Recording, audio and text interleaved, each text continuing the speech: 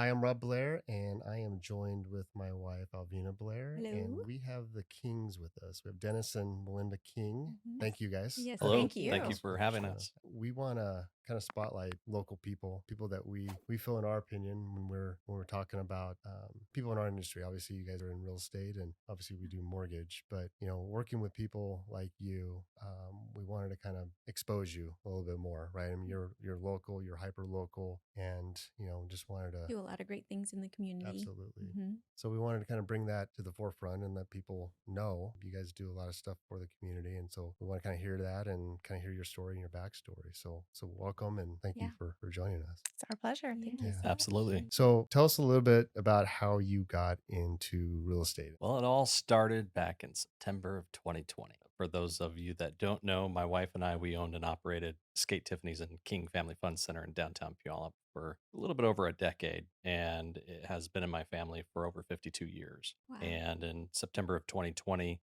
just after being open for only 3 weeks through the shutdown, our business of 50 plus years of my family burned down. With that, we didn't know what our next step was going to be, where we were going to go, what we were going to do to provide for our family. And so after a few months of working through that whole process, we thought, all right, so what's next? Going to take at least a couple of years if we do decide to rebuild. We ultimately were kind of leaning in on real estate. So I got my license, joined a brokerage, and got going in that. And that's kind of how I got into real estate, was just simply from a pivoting point in our lifelong career of roller skating and family entertainment. Yeah. And so that's kind of that in a nutshell. And here we are 2 years later, no complaints. I mean, the way you took that and did a pivot, I mean, that's just shows how versatile and how, I mean, successful you are in doing something like that. Plus the hard work that always comes into play, right? If that doesn't happen, I mean, you guys had no choice but to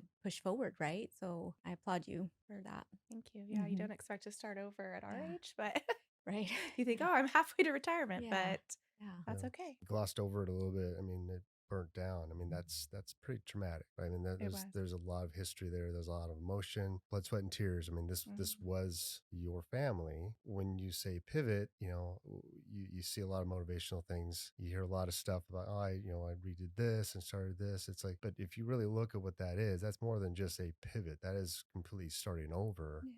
That's something I wanted to kind of point out, is that isn't Right. something that's just easily, we pivoted. No, that's like, I'm on a different island now and I don't know anything about it, and I'm having to figure out how to hunt and everything else to figure out how to survive. Survivor. Yeah. Right, exactly. It really was. Yeah. It's, Yeah. naked and amongst afraid. your It's not even own- Survivor. You had no nothing Yeah. on. You're dealing with Right, grief and loss and your Yeah. whole world right. turning upside down and having to figure out something else, because you can't just do nothing. You have to still Yeah. feed your kids and pay your mortgage and do all those things. So yeah, we just had to get That's creative. And amazing. We just spoke about this a couple weeks ago, and looking at our career in real estate and where we're at, where we project ourselves to go. And I was telling her that we were fortunate enough to have the opportunity to buy my family's business and take it from where it was to where it ended up prior to the fire. And where we were one of the top 5 roller skating rinks and entertainment centers in the country when it came to roller skating, in just about a decade. We were able to do that virtually debt free. And where we were able to take that and grind and do the things that were necessary in order to become one of the top producers in roller skating entertainment. I told her, we did it once, we can do it again. Yeah. And it's just a Yeah. different industry. Yeah. It's just a different product, but we know the grind and the hustle that it takes to get to that point, and we're going to do it again. We're young enough. We got plenty of time. We're excited to do that. And then just this past year, she got her license to join me. She asked me if it took a little Yeah. longer because, well, we homeschool our kids and had a lot of stuff going on, but Sure. I missed working together because that's what we did for 15 years. I mean, most of our, Right. pretty much our whole married life Yeah. was work together. So I decided to get my license, and it's been good so far. I love that. So we were a pretty dynamic duo in the roller skating industry. Yeah. And I love it. Love it. we loved working Not together. many And people can work together. not many as people you can guys work together, know. as you guys know. We love Yeah. other couples when we Yeah. can. I don't know if you noticed, you guys have the love seat and we have the I mean, Yeah. Every day can be right? challenging. It's but an for the adventure. most part, it works good too, though. Yeah. Yeah. No. Good. We Yeah. enjoy working together. No, Yeah. that's Most- good. Yeah. No. Yeah. Wow. Well, and we sorry. We've said it before. It's just another avenue. You do life together already. This is just and who better? You know that you can trust her, and this is what she's going to get done, and vice versa. And you're going to have this done, and you don't have to worry about it. And so it's a great dynamic, right? And I think too, we really missed serving together. A lot of our previous life, I guess, business was serving our community, having a safe space for families to come, creating memories, all of those things. And it was just ripped out from under us in one day. So that I think, and I know we both struggled with that for a long time. It wasn't even so much, oh, we don't have a job, we don't have a business. It was just we felt so unable to serve our people that we had been serving for so long. So can we go to that day and what happened, and can we, or is that not something that we should probably? No, we can talk about it. I might cry, but okay. It's okay. We're being vulnerable. Yeah. I guess I'll share because I was the one that was there. And usually it's very rare that I would ever be at the rink by myself. Usually he was always there working on stuff and I'd come down with the kids. So we were all there and he took the kids home and I was going to do interviews outside in the parking lot because COVID and all those things. I was like, well, this will just be easier. So I was conducting those, had been doing that for a couple hours, went inside to grab something and just noticed a little haze in the food area. And I was just like, that's really weird. But it was smoky outside because we had a lot of fires, the Bonnie Lake fire. Yeah. All that was going on. Time. Anyway, so obviously something was wrong. So I had to run all the way to the other end of the building. And if anyone's been in the skating rink, the food areas on one side and then the skate rentals all the way on the other side. We ran all the way to the other side. We had a big closet area. The door was open and I could just see an orange haze. Oh my gosh. And I went in and it was just the whole electric panel was on fire. So, in my stupidity, first I called 911. So I'm on the phone with them running to get a fire extinguisher. Had never used one. So I'm like, I could figure this out on the way back over. So I'm spraying as I go and I get there and it's even worse. So I couldn't do anything with it. And then just kind of shut the door. But you emptied the entire extinguisher in. Did I? The attempt was I don't there. remember that. But I tried. You emptied the entire fire extinguisher on the fire while on the phone with 911. Yeah. She's yelling at you. Hey, 911 was yelling at you to get out of the rink. Yeah. You were sitting there trying to get a 16-foot fire out. I bet. It was very traumatic. I bet so it I will was. say my healing and grief time after that was in some ways more because of the physical trauma there. But we had to stand outside while we watched it burn. I mean, there's literally nothing you can do. Guys. And people, so many people came down and what can we do? What can we do? And even after the fire, just trying to pick up the pieces, people came and helped us clean skates off, just helped us. And that was such an outpouring of love and just, it meant so much to us. And we had just bought brand new skate rentals. Literally, hadn't we even bought used them 600 brand new skate rentals that were only used for 3 weeks. Not even all of them because most of them we were barely open. Crazy enough, they were literally right on the other side of the fire, blocked by a brick wall. So that's essentially what saved the skates. Mm-hmm. And there was only a little bit of soot damage on the skates. So people came down. I showed them and gave them an explanation on how to break down the skates, clean everything, oil the things that need to be oiled. We had these soot sponges that were a miracle. I don't even know. I didn't even know there was such a thing. Let us know. And we cleaned off the boots and they were brand new. Luckily, I was able to ship those off to another roller rink that was able to use them. I was able to recover a little bit of my money back on that. So we were fortunate enough to save probably 95% of the roller skates that were in there. Not the roller blades. The roller blades were all plastic. Those things melted from the heat. That was a pretty intense situation. Yeah. That's incredible. So you're there by yourself. I was there by myself. And it was just, it was I can't imagine. Just helpless. And he made it down with the kids. A call you never want to have to make to somebody. It's not even if you just work somewhere, it's devastating. They're building kind of hard, but this is our life. It wasn't. And when you originally called me, I thought the grass was on fire behind the rink. Mm-hmm. Yeah. I said, that's fine. Just grab a hose. I'll be down there in 10 minutes. You're no, it's not just a hose. The inside is on fire. Oh, wow. So anyways, just definitely a day you will not forget, a traumatic change, life altering event. Yeah.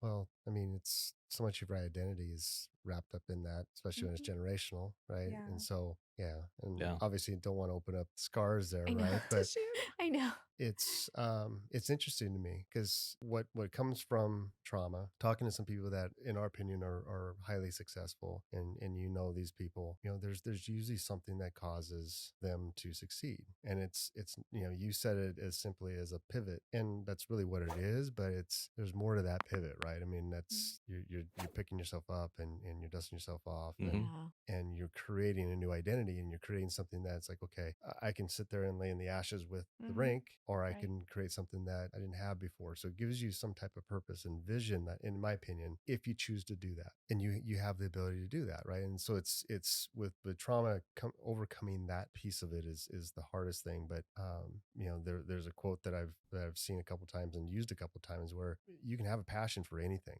but usually the best way to leverage passion is the growth and utilizing the pain that you've experienced with something to build capacity. And then that capacity with your why and that passion is something that you're able to now put into something that gives you purpose and gives you a different type of energy that you normally wouldn't have. You'd probably have, if you were interested in real estate and the rink was still going, would you be as passionate as you are now, all in with both of you doing this, you think, on the real estate side? Or would you be like, we wouldn't have had time? I mean, there was lots of things that we're doing now that we wouldn't have necessarily had time to do, because it's 24/7 when you have your own business. I mean, I think that lends itself well to this job, though, because I feel like I'm not working as much as I did then, even though we work all the time. I mean, you guys know you're always available for the most part. Right. Yeah. For us, it's like, oh, it's no big deal. I know there's a lot of agents who came from something else and like, oh my gosh, I'm 9 to 5. I can't be. I'm like, oh, well, good luck with that. Right. But we're used to it. So we know what it takes to be available and be ready to serve. yeah, Well, and I think because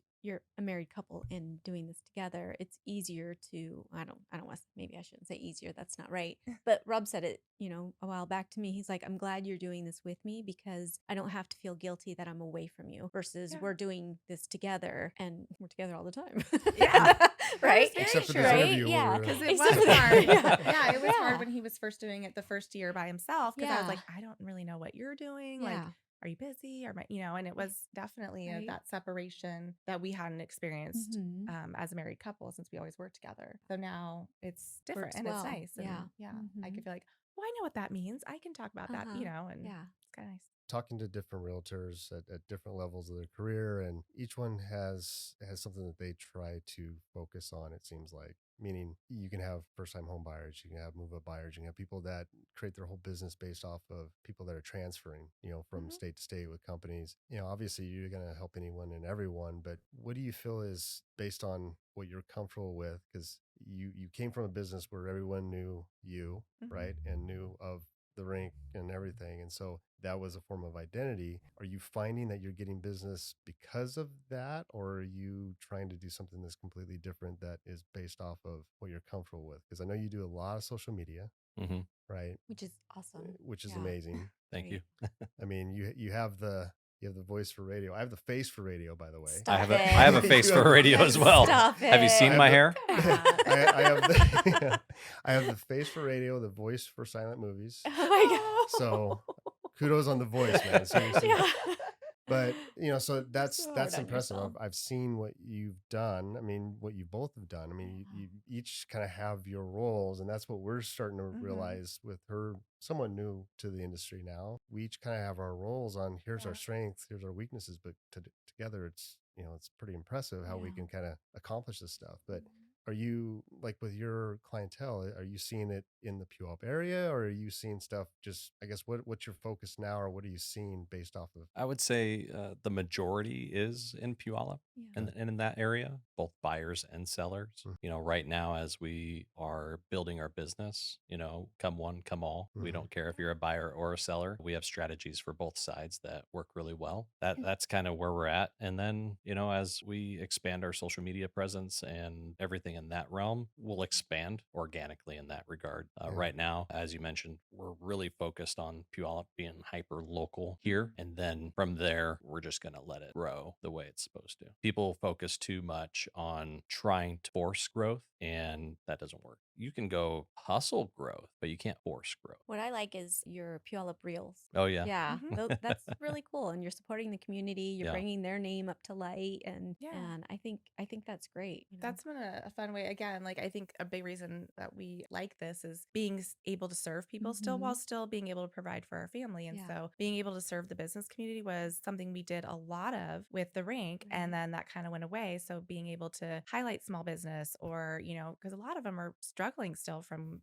COVID, and kind of coming out of that, or if they were new during, there's all these things, or people who are just moving here don't even know of them, even though they've been here 50 years. So just being able to partner with all these great businesses and having those connections and contacts from previous time has been made it easier, I think, to get our foot in the door and be like, hey, do you want to partner with us?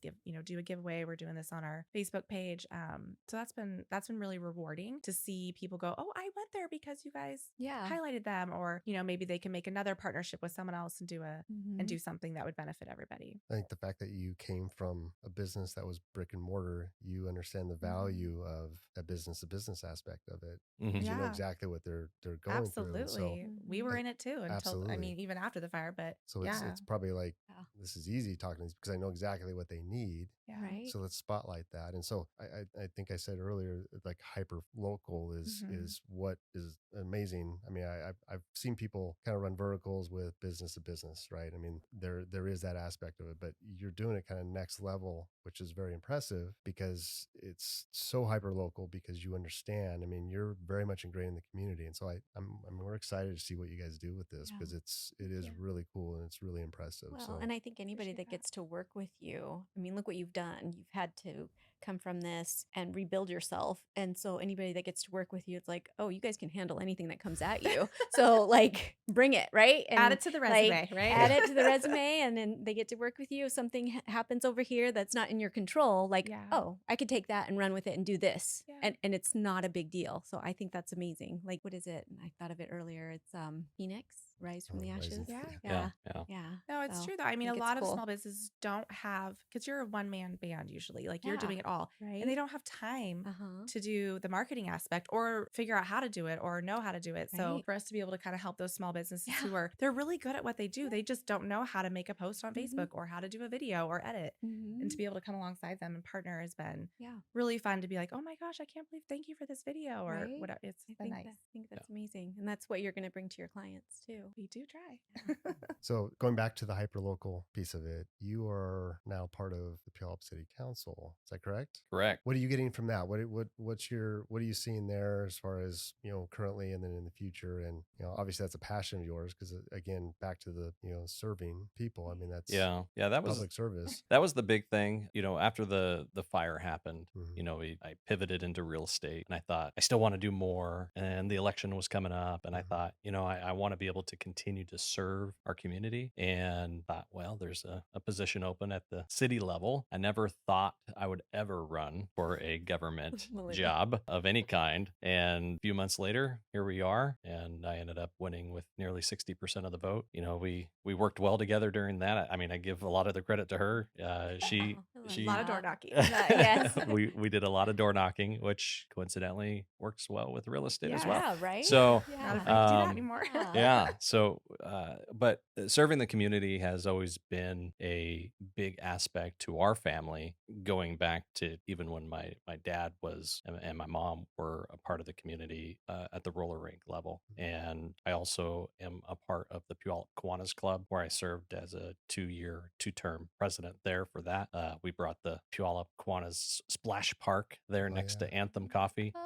Downtown Puyallup. We were able to give towards that and bring that to the community. And we have a few more things that are going to happen in the community here in the next year. But, serving the community and being part of it and ingrained in it as something that's been instilled into me and Melinda from my parents being part of the community. And so that's just something that has always been holding a special place in my heart and our hearts, to be able to continue to serve. And city council is just another way to be able to go down that avenue, focus on public safety and affordable housing. That's a big thing that we're trying to achieve here in our city as well. You know, it's one of my passions and dreams to be able to bring micro condo units to the city. That's just one avenue that kind of coincides with real estate as well. So I kind of understand both sides, that ultimately helping our community and allowing first-time home buyers to actually be able to afford something. So we're excited about that. You know, it's just another avenue to be able to serve, and so we're very thankful and humbled to be a part of it. I want to dive a little bit deeper on that because I've heard Dean, who's the mayor of Puyallup, Mayor Johnson, yeah. Is Mayor, yeah. Mayor Sorry. Johnson. I just don't like Dean. He has a last name? Weird. Dean on the Donna? professional level, Dean. Mayor Johnson at the city level. Sorry, Mayor Johnson. Sorry, Mayor Johnson. But he's dancing at the concert in the park. I don't Is know he? which one that Oh, is. we No, I'm love just it. Okay. Roasted. I love Yeah. it. he has fun. I mean, what other mayors are out that there? dude Like, looks like That is a true. good You people. don't see any other mayors out there. Yeah. That's a Dean Compliment. dance. He's doing a That's good not job. Mayor Dean Johnson. But He does a good job. He's mentioned a couple times now about affordable housing. Is that something you kind of elaborate on or dive a little bit deeper on at this point? I mean, is there, other than just, hey, we see this as an issue and a goal, have you identified areas? What does that entail? Is there going to be some private sector money? How is that going to unfold, I guess? I think that, you know, it's definitely a goal, I think. And the biggest hurdle that we have is getting developers on board with that. Essentially, it has to pencil out. Sure. Has to pencil out for the developer. And if there can be some sort of private public partnership in that regard to be able to bring that type of housing to our downtown, I think it would work. I mean, we're still in the idea phase and just trying to figure out how that's going to pencil out. And ultimately, it just has to work for everybody involved. And that's just the brass tacks of it. Sure. And we just have to be able to figure out a way, and we're continuing to work through that. I think we'll see it. I think we'll see it happen. I don't know when, but I think we'll see it the next few years for sure. And making the permit process easier. That's something you guys have already started and making some good strides, just to invite more developers in. Okay. Because it's brutal. Difficult to say the least. Yeah, and not every city's the same. So making it a little bit easier. You're right. I mean, not every city is the same. And we have some great people that are on our commissions and boards and things like that. But one of the things that I am really focused on is working with our planning and permit departments to be able to implement a fast track service to be able to move forward into speeding up our permit processes. Because if we can speed up our permit processes, we can essentially lower the cost of how much that house is going to cost the end consumer. And so if we can do that and pass that savings on, you know, we could save 10, 20, 30, $40,000 on any particular home, depending on the price range. And so that could definitely help. And so we're working through that. So hopefully in the next, I would say 9 to 12 months, I hope to see something and see some improvement in that regard. You guys are amazing, I have to say. And maybe, I don't know if many people know all of this about you, what you're sharing, and thank you for sharing all of that information. I mean, you're laying a foundation for deeper than you guys really know. I mean, look what you're doing for the city and for the community and all of that. And I applaud you. Again, an amazing thing that you guys are doing. And a couple, I mean, that's just helping you guys grow even more, right? But to have that, do people know this about you? You guys are so modest. I love that you're sharing. Let me just say that. I love that you guys are sharing all of this about yourselves, and it's not something that great. we go around and. Well, sure, I guess of course it's not. not really about us. Of course I mean, not. our desire is to serve God and to serve our community. I love it. And I love it. Be good stewards of the gifts that He's given us and your talents. You're doing and try it. to do our best. And I think after the fire, it was kind of like we just felt like they were all just thrown all over the floor, and we're like, which ones do I pick up, and how do I plug that back in? And I think was the biggest thing is, I mean, it's been 2 years now, a little over 2 years, and I feel like I'm just finally getting back into a groove of like, oh, I can use this for this. Oh, I'm on the co-op board now. Like I can do this. And, instead of just feeling like it's all just laying there, not being used. So it's nice to feel useful again. Yeah. And it feels like there was a reason why you had to go through all that. Absolutely. And If not it was just for to have, this. you don't get tested, you don't have a testimony, right? Right. So if we can help one love that. person that Yeah. maybe is going through something similar to what we did in our business, and we've got lots of other stories to share about other things, not just business, but we could help even one person see the light at the end of the tunnel, or to see that you can start over. You don't have to just give up, or, get that motivation. I think that helps me feel like it is worth what happened, like in that sense. It's okay. We've been through floods, we've been through fires, we've Oh my God. been through a lot.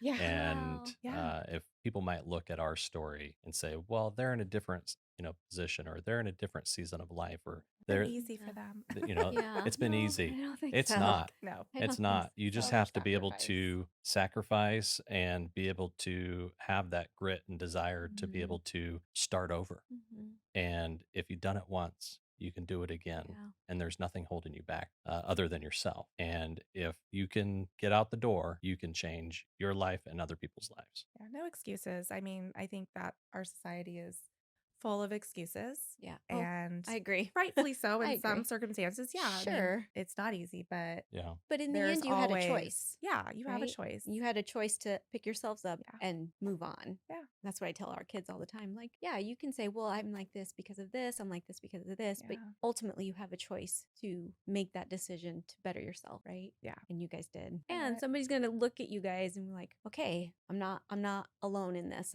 Right. There's other people that have gone through what you've gone through, Mhm. and they're going to be able to, that it helps people, I think so. I think it helps people. seeing people be vulnerable and Mm-hmm. share in your strengths Yeah. and your weaknesses and your Sure. triumphs and your disasters. I know we've had people before us that have done that, so it's helped us to see what can be accomplished. Mm-hmm. It's and back to the idea of success and perception. When people look at someone and see that they've maybe hit to a certain threshold, whether it's income or they have this car or this house or whatever, and it's like that perception is a lazy way of just coming to a conclusion, so you don't have to think about it. And what we're wanting to spotlight with families such as yours and people that are in our industry, doesn't matter if it's real estate or mortgage, it's success is someone that is working at Taco Time or Taco Bell down the road that just beat addiction, that has a second shot, right?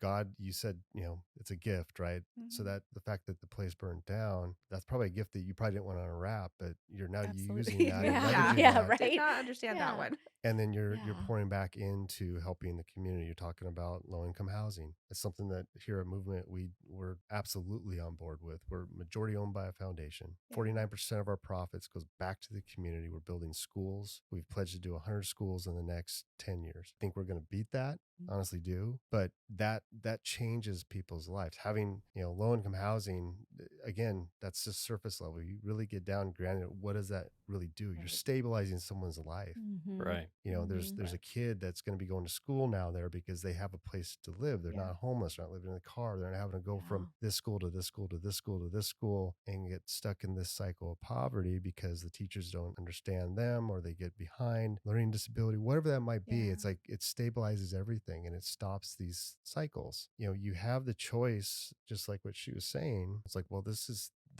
I'm this way because this happened to me. Well, that happened to you. You can also be this way. You can also be this way and this way and this way. It doesn't really matter what happens. It's how you use it and leverage it. Things like this that's happened to you, as tragic as that is, and sad and traumatic. Yeah, traumatic. That is something that you easily could just fall back on and say, we just lost our livelihood. We lost everything. Oh, sure. Or we're like, okay, we're going to pivot, right? That is success in our book, right?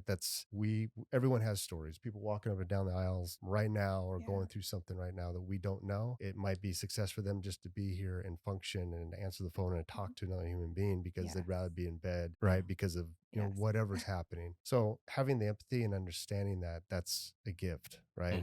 And using this and wanting to pour back in the community is absolutely a gift. So, we applaud you for what you guys are doing. We are blessed to have you and consider you as friends. And, we want to continue this, with people in the community getting hyper focused on identifying and exposing people that are successful, such as you guys. So we really appreciate your time and love what you're doing. and Love it. absolute fans of what you're doing. And we want to have you back when we have the low income housing and when we have other things that are coming up, because I can see it. I can tell that's who you guys are. So thank you. absolutely. And because we don't know what someone we may know or don't know very well, we don't know what they're going through. Absolutely. Right. Kindness and empathy goes a long ways, and just be kind to everybody out there. And you don't know what they're going through. So kindness goes a long way, and being empathetic also. Yeah, I agree. So one last question. Who's better at shooting the duck? I will give that to him. I married in, okay? I married into the Are you better family with, business. I think it's called quad skates. Quad skates. Quad skates. Are you better quad or inline? I mean, he was on his way to be the Olympics for speed skating, so I would say he can do both. But if he hadn't gotten hurt at the Olympic, it wasn't Olympic trials. I don't know which one it was. It wasn't Olympic trials. Well, I was on the way there, he training got hurt. to that, and I sliced my ankle down to the bone. So that was it. Silver lining. Silver lining. We would have met and started dating. See, another silver lining. There you go. If I didn't slice my ankle and cut my Olympic dream short, we would not be sitting here with you guys here today. That is very true. So can you send me some pictures of him in spandex? Oh, that's the business card, I think, right there. I thought you said you weren't going to roast him. I'm sorry. I don't even know what's going on. I'm trying. Man. I mean, that might be the new business card right now. I see billboards in spandex with the quad skates. What did we just talk about? Being kind and showing empathy. Being kind. That's a compliment. He was very fit. Oh my exactly. He was very fit. You don't see me walking around spandex, man. Come on. I used to have a 6-pack. Oh my gosh. Now it's just a 1-pack. Spandex off. Yeah, now it's just like hairy and gross. We don't want to see it. So all that to say is he's much better at anything skating related. Hands down. She's like, we're gonna go over this. that. Time.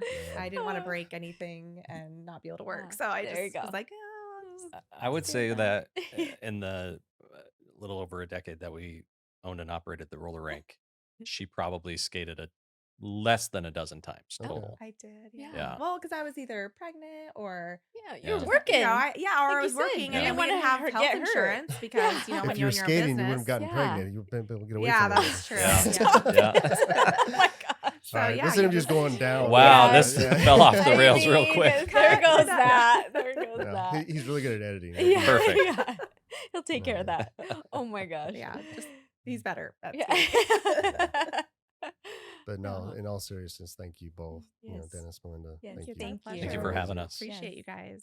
Absolutely. It's fun to have another couple that right? Understands what it's like to work together. Yeah. Yes. I'll call you. Yeah. Oh, this is happening. I totally got you, girl. All right. Thanks, guys. Thank you. Thank you.